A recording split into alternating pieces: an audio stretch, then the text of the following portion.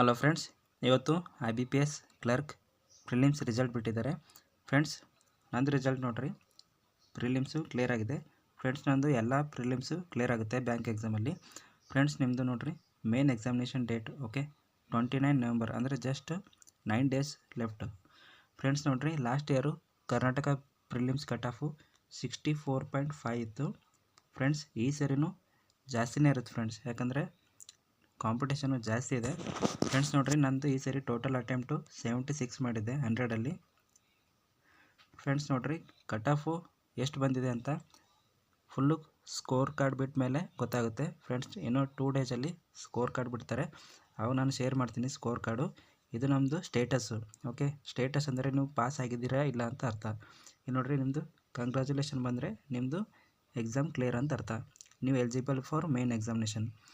Friends ನೋಡಿರಿ, main examination 29 November, ಅಂದರೆ just 9 days left. Okay friends, ಯಾರ್ಯಾರ್ದು ಪ್ರಿಲಿಮ್ಸು ಕ್ಲಿಯರ್ ಆಗಿದೆ, ಆಲ್ ದ ಬೆಸ್ಟ್. ಚೆನ್ನಾಗಿ ಮಾಡಿರಿ ಮೇನ್ಸು.